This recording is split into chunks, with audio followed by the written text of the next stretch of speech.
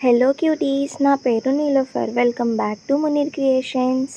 ఈరోజు మార్నింగ్ 4కి అయితే నిద్ర లేచాను. హెల్త్ బాగాలేనందువల్ల 4కి అయితే మెలకు వచ్చేసింది. 7కి బ్రేక్ఫాస్ట్ కంప్లీట్ చేసుకొని హాస్పిటల్కి అయితే వెళ్ళొచ్చాను. ఇంకా టాబ్లెట్స్ వేసుకొని కాసేపు రెస్ట్ అయితే తీసుకున్నాను. మా పిన్ని వాళ్ళు బట్టల బిజినెస్ అయితే చేస్తారు. ఇంకా మా పెద్దమ్మ వాళ్ళ ఇంటికి బట్టల్ని తీసుకొని వస్తే వాటిని చూడడానికి నేను కాసేపు వెళ్ళాను. అలా అక్కడ కాసేపు టైం స్పెండ్ చేసి మా ఇంటికి వచ్చి లంచ్ అయితే కంప్లీట్ చేసుకున్నాను. లంచ్ కంప్లీట్ అయిపోయాక మళ్ళీ కాసేపు రెస్ట్ అయితే తీసుకున్నాను. ఈవినింగ్ మా మమ్మీ టీ విత్ బ్రెడ్ అయితే ఇచ్చారు. దాన్ని కూడా తాగాను. ఫ్రెష్ ఎయిర్ కోసం కాసేపు అలా బయట కూర్చొని ఉంటే మా మమ్మీ బటర్ మిల్క్ అయితే తీసుకొని వచ్చి ఇచ్చారు.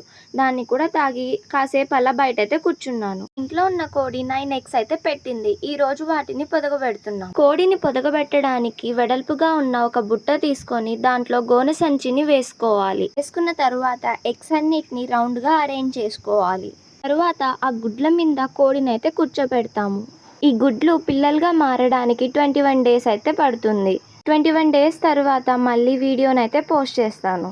కోడిని పెట్టిన వెంటనే గుడ్లని దాని పొట్ట కిందకైతే లాక్కుంటుంది. కోడి బాడీలో నుండి వచ్చిన హీట్ వల్లనే కోడిగుడ్లు పిల్లల్లాగా తయారవుతాయి.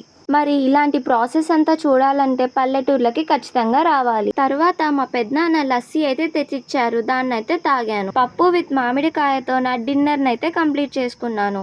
తర్వాత టాబ్లెట్స్ వేసుకొని నా డే అయితే ఎండ్ చేశాను.